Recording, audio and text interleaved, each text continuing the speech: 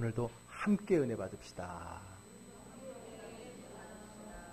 네, 함께입니다. 혼자만 은혜 받는 게 아니라 함께 받는 겁니다. 서울 인사동에 가게 되면요, 골목에 한 교회 간판이 있어요. 그리고 그 교회 골목을 따라 한판을 따라 올라가면 하나 큰 교회가 나타나는데 그 교회 이름이 승동교회입니다. 승동교회는 지금으로부터 125년 전, 1893년에 미국에서 온 사무엘 무어라는 선교사가 세운 교회입니다. 사무엘 무어, 이름이, 그래서 한국식 이름이 무어를 뭐라고 발음하고 사무엘을 삼열이라고 발음을 해갖고 모삼열, 재밌죠? 모삼열 목사님, 선교사님이 바로 저 인사동 쪽에다가 교회를 세우셨어요. 처음에는 곤단골 교회였어요. 있는 곳이 곤단골이었거든요. 이제 그러다가 이제 절골이라고 하는, 아마 그 근처에 원각사가 있어서 그 동네 이름이 절골이었나 봐요. 그 절골에 저 한 옥집을 하나 사서 거기서 이제 예배 처소를 마련해서 교회로 또 드리게 되었습니다. 그러니까 절골이고 그곳에 이제 스님들이 많이 산다 그래갖고 승동이라고 불렀던 거예요. 그래서 승동교회가 된 거죠. 근데 후에 길선주 목사님이 부흥에 오셨다가 그 승자가 스님들 승자니까 교회 이름에 그런 이름이 되겠느냐, 아무리 동네 이름이라도. 그래서 그 승자를 영적 전투에서 승리하라고 이게 승자로 바꾸어서 이렇게 돼서 승동교회, 오늘날까지 125년 된 교회가 있습니다. 그 사무엘 무어 목사님이 이제 그곳에 교회를 세우고 이제 열심히 전도를 하는데, 한 번은 전도를 나가서 한 우는 아이를 발견합니다. 알고 보니까 그의 아버지가 병들어 죽어가게 생겼어요. 그래서 찾아가서 그 아버지를, 그 당시에 제중원, 오늘날의 세브란스 병원의 전신이죠, 알렌 선교사가 세운 그 제중원 병원에서 잘 치료를 해줍니다. 그것에 은혜를 받고 그 아버지와 그 아들이 교회에 나오게 되는데, 그 아버지가 바로 박성춘이다라고 하는 백정입니다. 뭐라고요? 백정. 당시 우리나라 사회에서 가장 천민 중에 천민이라고 할 수 있는 백정이었던 거예요. 그가 교회에 나오면서 교회에 문제가 생겼어요. 왜냐하면 승동교회는 그 동네가 그렇듯이 양반들이 많이 다녔거든요. 그런데 상놈 중에 상놈인 백정이 들어오니까 같이 신앙생활 못하겠다는 거예요. 저 뒤쪽에 따로 자리를 주던가 아니면 우리하고 담을 싸서 저쪽에서 예배 드리게 하던가 그렇게 하는 거예요. 선교사가 이해가 안 되죠. 그리스도의 사랑으로 우리는 하나입니다. 아무리 얘기해도 그들이 받아들이지 못하고 그들이 교회를 나가서 그 옆에 북촌 안국동에다가 안국교회를 세워요. 그래서 이 승동교회는 백정교회, 안국교회는 양반교회, 그런 별칭이 생기게 되었어요. 이 박성춘이라는 사람이 입장이 난처해졌죠.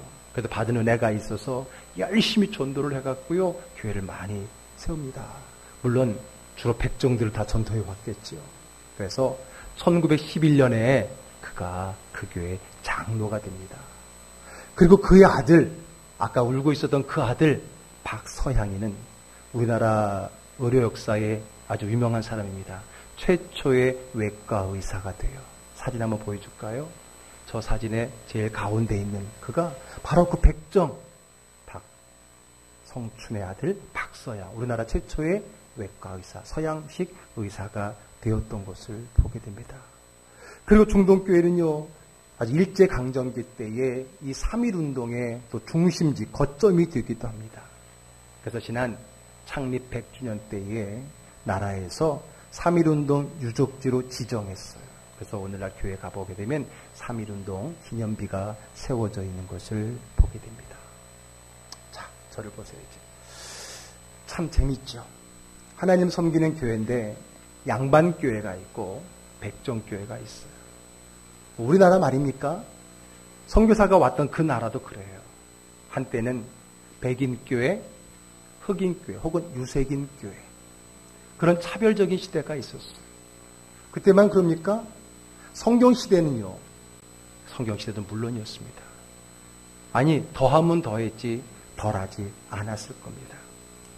기독교는요, 유대교에서 출발했다고 볼 수 있어요. 유대교야말로 정말 배타적인 종교 아닙니까?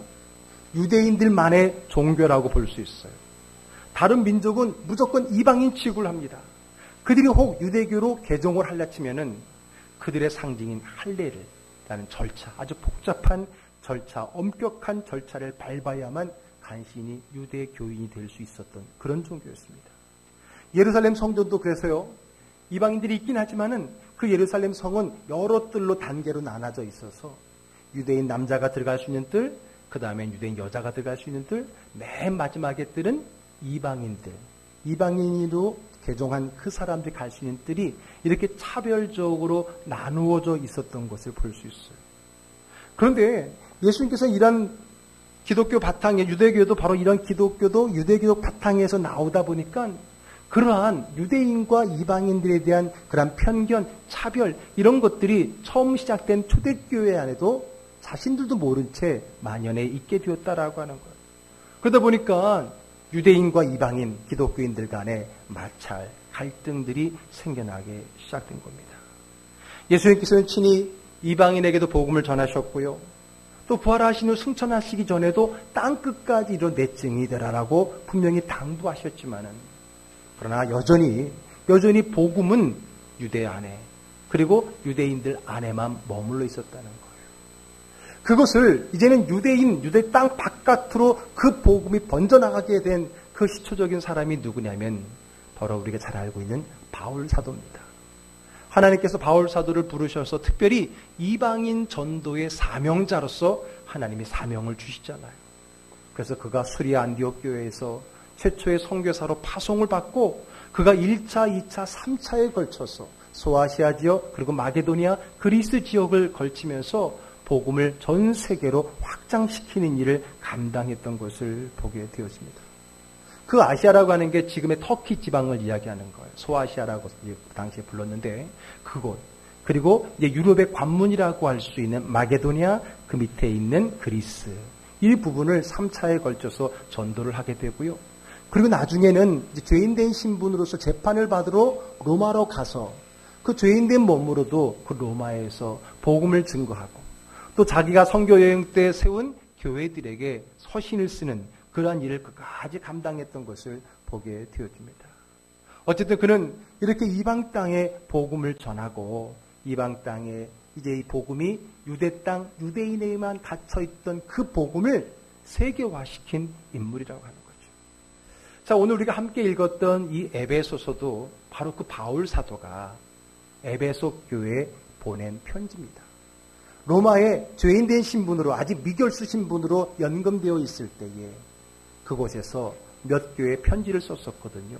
그래서 그거를 옥중서신이라고 말하는데 그 옥중서신 중에 하나가 바로 이 에베소서라고 하는 것입니다. 이 에베소에 있는 교회, 이 에베소 교회는 바울 사도가 2차 전도 여행 끝부분에 그곳에서 복음을 전합니다. 복음을 전하고 그곳에다가 여러분 바울 곁에 있는 많은 사람들 중에 특별히 부부 이름이 등장하지요. 누구예요? 브리스길라와 아굴라잖아요. 그 부부를 거기에다 맡겨놓고 다시 본국으로 돌아갔다가 다시 3차 여행 때 다시 와서요. 그곳에서 아주 2년 이상을 보내면서 우리가 많이 들어 알고 있는 두란노 서원이 있죠. 그 에베소에 있는 이 두란노 서원에서 2년 동안이나 말씀을 깊게 가르쳤던, 그렇기 때문에 바울 사도에게 있어서는 굉장히 중요하고 힘혈을 기울여 세웠던 그 교회와 성도들이 있는 곳이 바로 에베소 지역이고 에베소 교회였다는 거예요.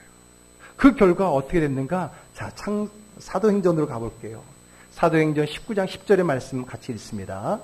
2해 동안 이같이 하니 아시아에 사는 자는 유대인이나 헬라인이나 다 주의 말씀을 듣더라. 이게 두란노 소원에서 2년 동안 계속해서 심도 있게 말씀을 양육하니까 아시아, 여기서 아시아는 우리가 생각하는 이 아시아 전체 대륙을 얘기하는 게 아니라 바로 그 소아시아라고 하는 그 터키 땅을 얘기하는 거예요. 그래서 그곳에 있었던 헬라 사람이나 유대인이나 모두가 다 주의 말씀을 듣고 믿고 믿음으로 세워가더라. 성경은 그렇게 말해주고 있습니다. 자, 그럼 이 에베소 지역은 어디냐?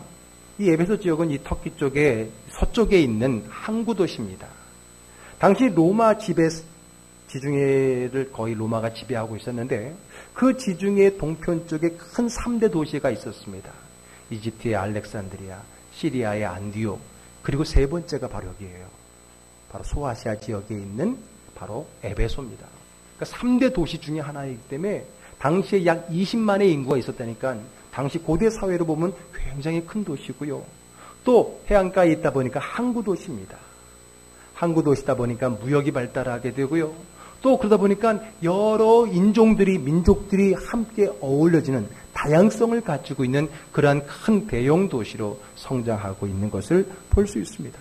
바로 그곳에 세워진 교회, 에베소 교회다 보니까 그 교회도 그 지역 사회의 인프라와 다르지 않잖아요. 그러니 그 교회도 다양한 인종, 다양한 모습의 사람들이 있었을 거예요. 원래 그 에베소 지역의 신앙은, 종교는 로마 신화, 그리스 신화에 나온 아데미라고 하는, 그 아데미가 디아노스라고 하고 영어로 이제 다이아나가 되는 그 신이거든요. 그 신을 섬기던 우상의 나라에 이제 바울 사도가 복음을 전하면서 그 다양한 사람들이 우상이 아닌 하나님을 믿게 되었다라고 하는 거예요. 자, 그렇게 다양성 있는 도시에 세워진 다양한 성도들로 구성된 그 교회에 오늘 바울 사도가 보내는 이 편지의 내용, 그 다양한 성도들이 어떻게 함께 하나 되어서 예배를 드리고 신앙생활을 해 나가는지에 대한 그 가르침이 오늘 본문의 내용이라고 하는 겁니다. 그 말씀은 그 다양성 속에 살아가고 세워지는 에베소 교회에 꼭 필요한 말씀이었고요. 에베소 교회만 아니라 오늘날 수많은 모든 교회들이 그 말씀을 통해서 바로 세워져 갈 필요가 있는 그 본문이 바로 오늘 우리가 읽은 말씀이라고 하는 겁니다. 자, 그럼 이제 본문으로 들어가 볼게요.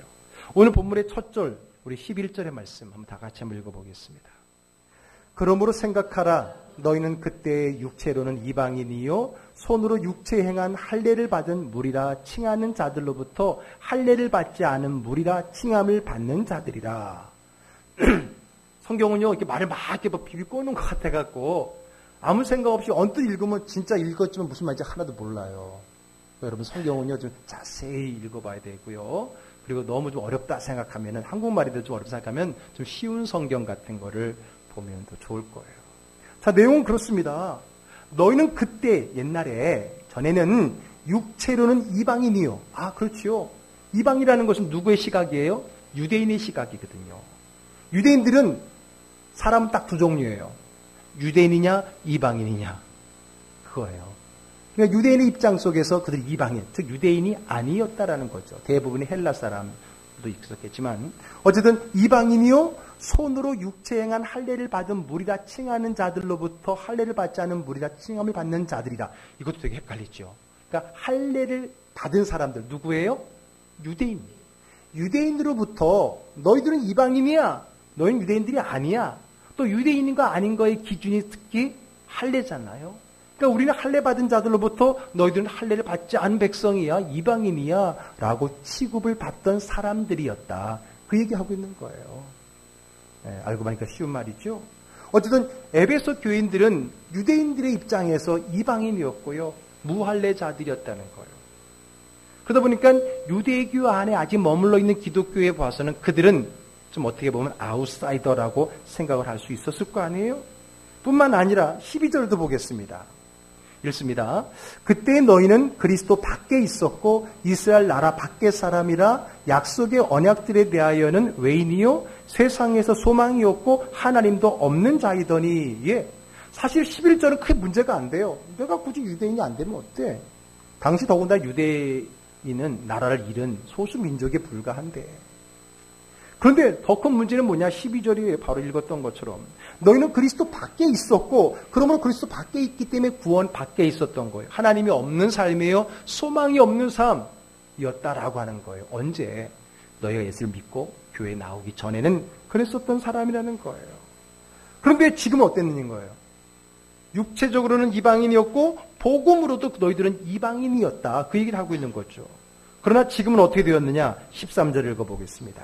이제는 전에 멀리 있던 너희가 그리스도 예수 안에서 그리스도의 피로 가까워졌느니라. 예.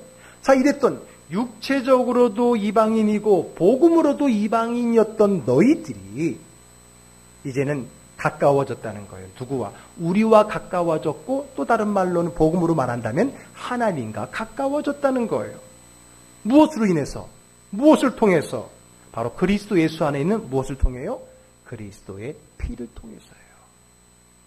그리스도의 피는 뭐예요? 십자가를 얘기하는 거예요. 그 십자가는 복음에 대한 상징이잖아요.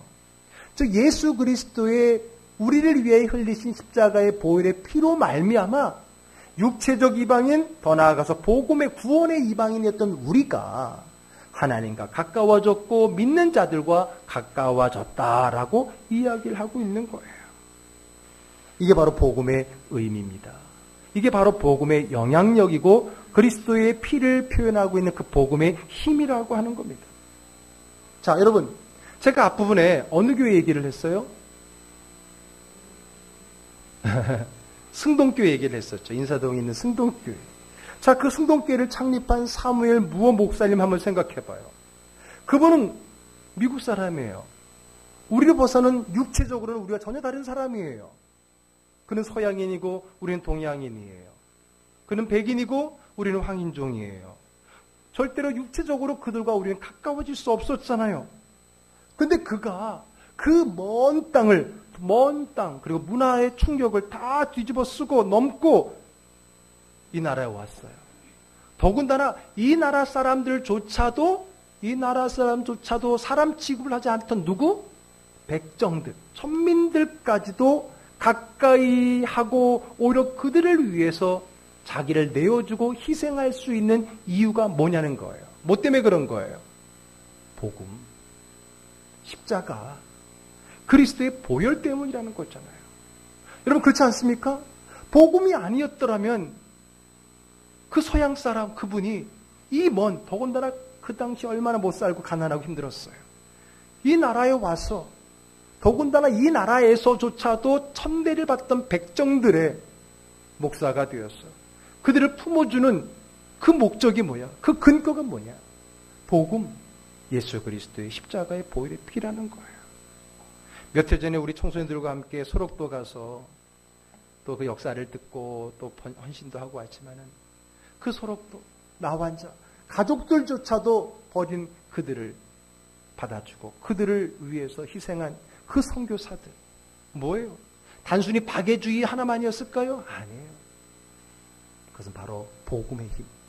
나를 위해서 십자가의 피를 흘려주신 예수 그리스도에 대한 그 은혜의 복음의 피에 대한 믿음 때문에 그들이 그렇게 하지 않았습니까? 그게 근거잖아요. 그래요. 그래서 오늘 바울은 그 복음을 그리스도의 피라고 이야기를 하고 있는 거예요. 그리고 알고 보면 이 그리스도의 피는 먼저 누구와 누구를 하나 되게 했습니까? 하나님과 나를 하나 되게 했어요. 성경은 말합니다. 하나님과 우리가 원수 되었었다고요. 우리가 죄를 지음으로 말미암아 하나님과 단절되었다고요. 그런데 그리스도께서 그 중간에서 십자가의 보혈의 피를 흘려주심으로 말미암아 원수되었던 하나님과 우리를 화합케 하셨고요. 하나님과 우리의 막힌 담을 허물어 주셨다라고 말합니다.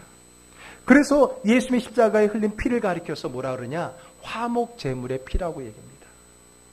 구약시대에 화목제물, 화평하기 위해서 제물을 드릴 때에 그 피를 제단에 뿌리거든요. 그것을 통해서 하나님과 화합했거든요. 바로 예수 그리스도가 그런 의미에서 화목제물의 피를 흘려주셨고 그 피로 말미암아 하나님과 우리 사이가 가까워졌고 화목하게 되었고 구원을 얻게 되었다는 거예요. 자, 계속해서 다음 절을 읽어볼게요. 14절입니다. 그는 우리의 화평이신지라 둘로 하나를 만드사 원수된 것 곧 중간에 막힌 담을 자기 육체로 허시고 예, 그분은 화평이에요. 둘, 하나님과 나 이 둘을 하나로 만드셨어요. 그냥 만든 게 아니라 자기의 육체를, 자기의 피를 흘리면서 그 막힌 담을 헐어서 화목하게 되고 화평케 했다라고 하는 겁니다. 그래서 성경은 예수님을 화평이라고 합니다. 그분은 둘로 하나를 만드신 분이라고 하는 거죠. 그래서 그분을 통해서 우리는 이젠 둘이 아니라 하나가 되었다라는 거예요. 멀리 계셨던 하나님과 하나가 되었고 또 멀리 떨어져 있던 사람과도 하나가 된 거예요. 예수 그리스도의 보혈의 피는 하나님과 나만을 하나 되게 한 것이 아니라 나와 옆 사람, 나와 함께하는 이 사람들 서로를 하나 되게 하는 힘이 있었다라고 하는 겁니다. 저는요, 이 말씀을 묵상하고 그 승동교회를 떠올리게 되면서 한번 같이 생각을 해봤어요. 그 승동교회, 지금으로부터 125년 전에 선교사가 세운 그 교회, 백정들이 모여들었던 그 교회, 그 선교사님, 그 목사님은 어떻게 자기가 이 땅에 온 것을 설명했을까? 제 상상입니다만 아마 오늘 본문을 가지고 자기가 이 땅에 와서 낮고 낮은 백정들의 목사가 되었다는 그것을 이것으로 설명하지는 않았을까요? 내가 왜 이 먼 곳까지, 그리고 제일 낮은 곳까지 오신지를 압니까? 예수 그리스도의 보혈의 피 때문입니다. 그렇게 그가 말하지 않았겠어요? 그리고 그 설명을 듣는 성도들은 대부분 백정이라 했잖아요. 그들은 이해를 잘했을 거예요. 왜? 그들은 피 하면 와닿는 게 있거든요. 백정이 뭐예요? 소 잡는 사람도 있잖아요. 늘 짐승 잡으면서 피를 뽑는 사람이기 때문에 아마 제일 잘 와닿았을 거예요. 그렇구나. 그 한 마리 송아지의 그 피 흘림을 통해서 화합이 되듯이 그렇구나. 아마 내가 보기엔 그래서 백정들이 복음을 더 빨리 이해하고 받아들일 수 있었지 않았을까 생각됩니다. 같은 민족이면서도 또 예수를 믿는다고 하면서도 백정이라고 함께 못한다고 떠난 양반들이 어쩌면 안타까웠을 거예요.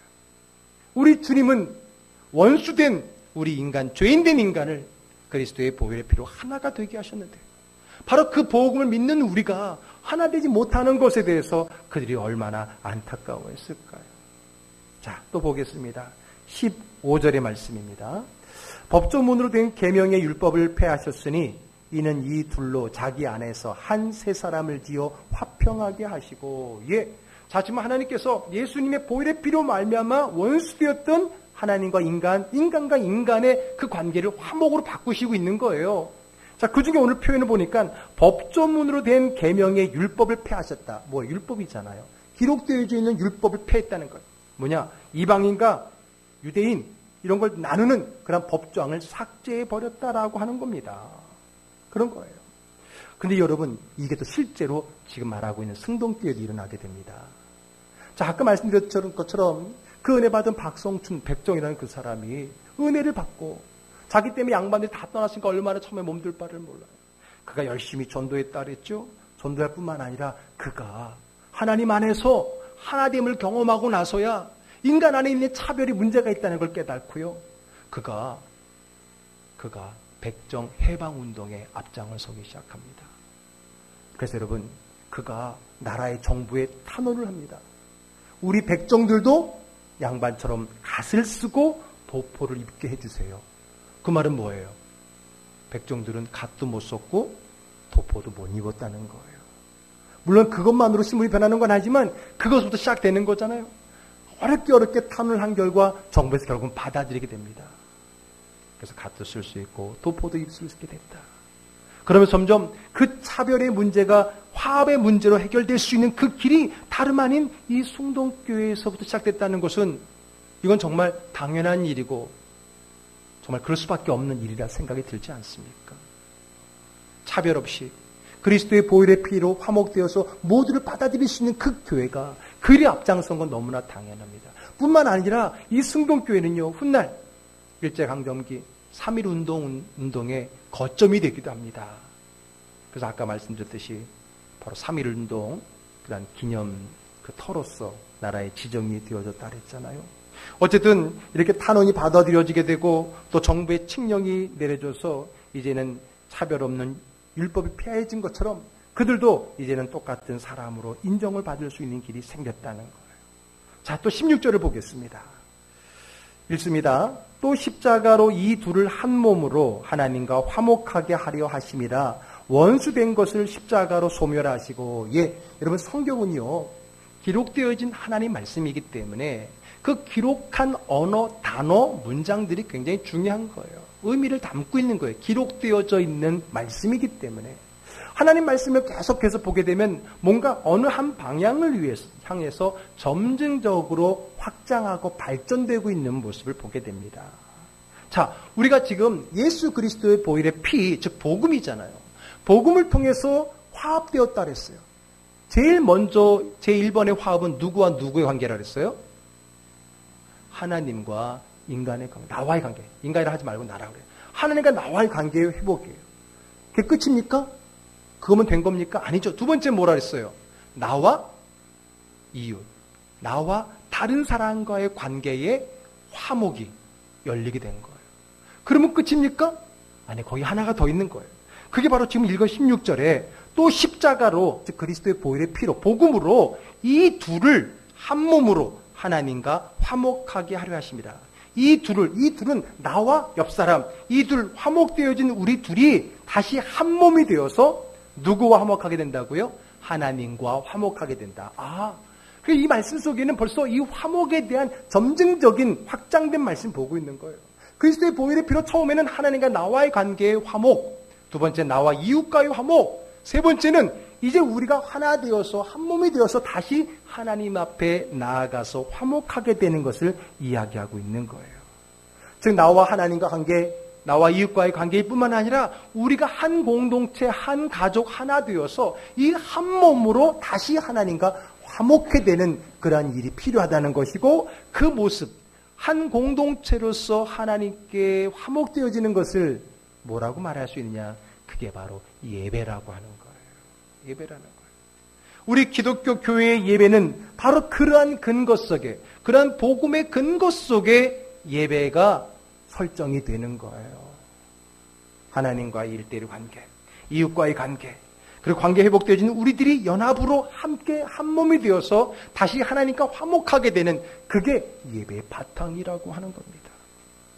우리가 서로 사랑하며 하나가 되어 예배할 때 하나님은 기뻐하시죠. 여러분, 더 즐거운 예배라고 우리가 표현을 하고 있어요. 그 즐거움은 우리가 예배 드니까 기분이 좋다, 그 얘기가 아니라 더 감격이 있고 감동이 있는 예배는 하나님으로부터 온다라고 말씀을 드렸죠. 하나님이 기쁘게 받으시는 예배가 더 기쁜 예배, 즐거운 예배예요. 그런데 하나님은 우리가 한 마음 한 뜻으로 한 몸이 되어서 하나님 앞에 예배할 때에 더 기쁘게 하나님은 받으신다라는 거예요. 우리가 서로 사랑하며 하나가 되어 예배할 때 하나님은 기뻐 받으시고 우리들의 예배를 즐거이 받으신다. 그러므로 우리에게 더 즐거운 예배가 될 수 있다는 거예요.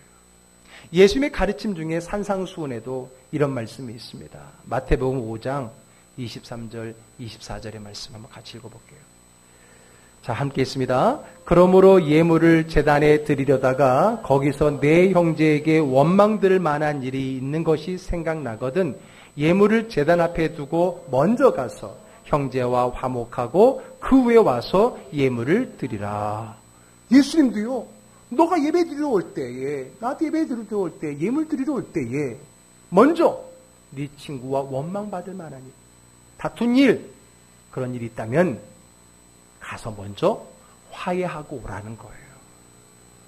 그래서 예배를 드려라. 그 예물을 받으신다. 그 말은 뭐예요? 우리가 함께 하나됨의 예배를 하나님은 중요시 여긴다라고 하는 거예요. 여러분, 이 자리에 앉아 있는데 아직도 마음이 불편한 사람과 관계가 내 머릿속에 있어 보세요. 그 예배의 은혜가 됩니까? 나랑 별로 사이가 좋지 않고 지난번에 교회 무슨 일을 하면서 서로 한번 대판 싸웠던 그 집사가 내 옆에 앉아 있으면 그 예배의 은혜가 되겠어요? 네? 오늘 아침에 올 때에 그냥 한바탕 하고 왔으면 여기서 예배의 은혜가 되겠어요? 그런 복잡한 심정으로. 물론 그렇다고 해서 하나님이 예배 드리는 자의 자세를 말하는 게 아니에요. 자세가 아니라 우리 삶을 이야기하고 있는 겁니다. 여기는 우리 모두가 다 함께 한 마음으로 화합된 마음으로 예배를 드릴 때 그 예배가 하나님 받으시기에 더 즐거운 예배, 우리가 누릴 수 있는 더 기쁨의 예배가 된다는 것을 믿으시기를 바랍니다. 아멘. 그래요. 그런 마음, 그런 관계에 있는 사람들이 모이면 예배가 안 되지요. 안 되지요. 그래서 오늘 예수님도 먼저 화해하고 화목하라는 말씀을 강조하셨던 거예요. 그런 자들, 그런 화목 가운데 한 몸이 되어 드린 예배를 하나님이 기쁘게 받으시는 거예요. 자, 오늘 본문의 18절도 읽어보겠습니다. 이는 그로 말미암아 우리 둘이 한 성령 안에서 아버지께 나아감을 얻게 하려 하심이라. 아멘. 우리 둘이 누구예요? 나와 너를 얘기하는 거예요. 우리 둘이, 그 말은 우리들이라는 얘기도 있겠죠. 결국은 우리들이 한 성령 안에서 하나님께 나아감을 얻게 된다는 거예요. 반대로 말하면 우리들 가운데 화목이 없고 서로 불편하고 힘들고 다툰 상황 속에서는 그 예배가 온전히 하나님 앞에 나아갈 수 있는 예배가 될 수 없다라고 하는 것입니다. 그러므로 함께 나아가는 것, 함께 하나님 앞에 나아가는 예배, 그것이 하나님이 기뻐하신 예배고 우리에겐 더 즐거운 예배가 된다라고 하는 겁니다. 그러므로 이제 우리는 남남이 아니고 그리스도 안에서 한 가족입니다. 우리는 그리스도를 주축으로 복음의 터 위에서 서로 연결하여서 한 성전을 지어져 가는 겁니다. 이게 바로 19절부터 마지막 절까지의 이야기예요. 우리는 남이 아닙니다. 다 하나님의 권속 가족입니다. 그러므로 예수 그리스도를 모퉁이 돌로 해서 우리 성도들이 하나하나 서로 연결되어서 하나의 성전을 세워가는 것입니다. 그게 바로 19절 이하의 말씀인 거예요. 우리 교회도 마찬가지. 우리 교회는 바로 예수 그리스도를 믿는 그 믿음을 중심으로 해서 우리 성도들이 서로 함께 연합하고 화합하고 서로 손을 잡으면서 함께 연결하여서 하나님의 몸된 교회, 즐거운 교회를 세워가는 거예요. 그래서 우리 즐거운 교회의 프로그램이 뭐예요? 함께하면 더 즐거운 교회. 함께 드리면 더 즐거운 예배. 이게 바로 우리 교회의 모든 모토의 방향이 아니겠습니까? 우리는 이번 달 어떻게 하면 우리가 하나님 앞에 드리는 가장 기본적인 신앙의 삶인 이 예배가 초보 단계가 아니라 성숙의 단계, 즐김의 단계, 누림의 단계, 감동과 감격이 있는 예배가 될 수 있느냐? 그것을 저는 즐거운 예배라고 표현을 했잖아요. 그 어떻게 하면 더 즐거운 예배가 될 수 있겠는가? 그래서 첫째 주에는 우리가 함께 예배 드릴 수 있는 이 교회가 있다는 것이 먼저 우리의 예배가 더 풍성한 예배가 될 수 있다라고 말씀을 드렸고요. 두 번째 주에는 찬양과 나눔, 하나님을 높이는 찬양과 나의 삶을 나눌 수 있는 그러한 간증이 있을 때에 그 예배는 더 풍성해진다고 그랬고요. 지난주에는 사랑과 나눔, 사랑에 근거한 나눔이 우리 안에 있을 때, 교회 안에 있을 때, 성도들 가운데 있을 때 우리 예배가 더욱더 풍성해지고 은혜로워지고 즐거워진다라고 말씀을 드렸어요. 즐거운 예배할 때 이 즐거움은 예배가 재밌다는 얘기가 아니라 하나님의 즐거움이 나의 즐거움, 예배의 즐거움이 되는 거예요. 예배를 받으시는 하나님이 만족해하는 게 바로 즐거운 예배고 하나님이 만족하면 만족할수록 더 만족하면 만족할수록 우리 예배는 더 즐거운 예배가 된다는 거지요. 그리고 오늘 네 번째, 누구든지 다 함께 할 수 있기 때문에 더 즐거운 예배가 될 수 있다는 말씀을 우리가 하고 있는 겁니다. 왜냐하면 하나님은 우리가 하나 되는 것을 가장 기뻐하시기 때문입니다. 할렐루야. 아멘. 하나님은 우리가 나누어지기를 원하지 않았어요. 여러분, 나누어지면 그 어떤 핑계로도 합리화할 수 없습니다. 하나님은 연합의 영이고 하나됨의 영이지요. 분열은 어둠의 영임의 모습입니다. 그 어떤 것으로도 우리가 나누어지는 것을 합리화할 수 없어요. 하나님은 우리가 함께 한 마음으로 화목하기를 원하십니다. 아멘. 그 화목함으로 우리가 연합하여 드리는 예배를 하나님은 가장 기쁘게 받으시고 우리도 그로 말미암아 더 즐겁고 은혜롭고 은혜 받는 예배가 될 수 있는 거예요. 옆사람과 하나됨으로 하나님을 향한 예배 드릴 때 하나님은 더 즐겁게 예배를 받으시고 하나님이 더 즐거우시니 예배 드리는 우리들도 더 즐거운 예배가 될 수 있는 거예요. 그러므로 여러분, 예배에 은혜 받고 싶으세요? 그러면 옆사람과 화해해야 되고요. 옆사람과 화해를 뛰어넘어서 화목해야 되고요. 서로의 관계가 좋아야 돼요. 이거는 굳이 설명하지 않아도 돼요. 여러분, 교회에 마음이 힘들고 어려운 관계가 있으면 제일 먼저 느끼는 게 뭐예요? 내가 교회 가기가 싫어져요. 그럼 당연히 믿음이 떨어지는 게 당연하죠. 그러나 화목하고 만나기를 기대하고 고대하는 사람들이 있어 보세요. 예배 오기가 즐겁고요. 그것은 곧 내 믿음의 성장과 성숙과 즐거움으로 연장이 되는 거예요. 그러므로 오늘 네 번째 마지막 주에 어떻게 하면 우리 예배가 더 즐거운 예배, 감격과 감동이 있고 하나님 받으신 예배가 될 수 있느냐? 바로 함께 하기 때문에. 그런데 오늘 본문의 우리 설교 제목이 누구든. 저 사람은 안 돼. 우리끼리만? 아니, 누구든이에요. 쌍놈들은 안 돼. 우리 양반들만. 요즘에냐 뭐 양반 쌍놈이 없으니까 나는 안 그렇겠지. 아니요. 몰라요. 우리는 또 다른 색다른 차별을 가지고 구별을 가지고 상대방을 또 멸시할 수 있는 거예요. 우리 즐거운 교회는 그래서 누구만의 교회, 어떤 부류만의 교회가 아니라 모두가 함께 할 수 있는 교회가 되기를 주님 축복합니다. 백정도 올 수 있는. 네? 요즘 백정은 없지요.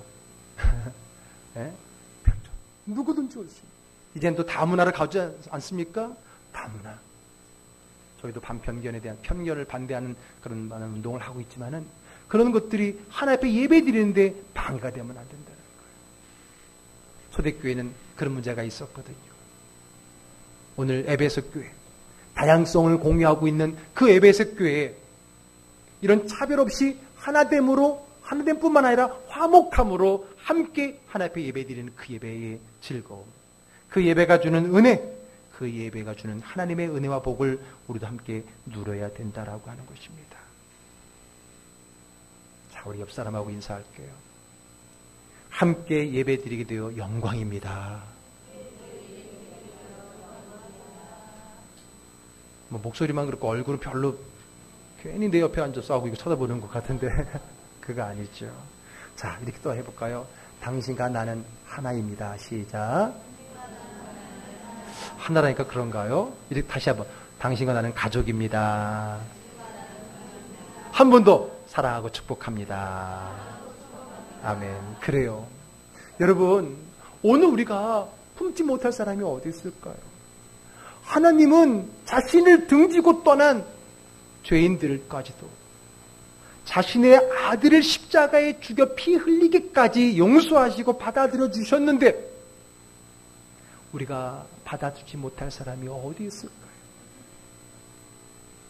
왜 서양 사람들이 이 땅에 와서 풍토병으로 죽고 핍박으로 순교를 당하면서까지도 왜 이 땅에 와서 거의 초기 선교사들은 의사들이 많았어요.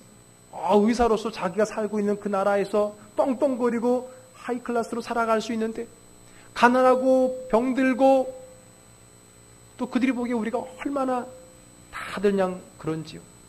이 땅에 와서 왜 자기의 목숨을 내어주기까지 우리를 품고 우리나라 사람조차도 돌보지 않는 백정과 나한 자들을 품으면서 그들이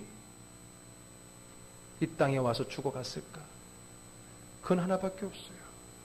복음 때문이에요. 그 복음 때문에 내가 먼저 하나님께 그런 대접을 받았기 때문에 우리는 그 복음으로 모두를 품을 수 있는 것입니다. 품을 수 없는 사람이 있을까요? 그렇다면 나를 돌아보세요. 바울 사도는요, 얼마나 교만한 사람인지 몰라요. 원래는 사울로 불렸을 때는 로마 시민권도 있었죠. 가말리엘 후생에서 제일 뛰어난 사람이었죠.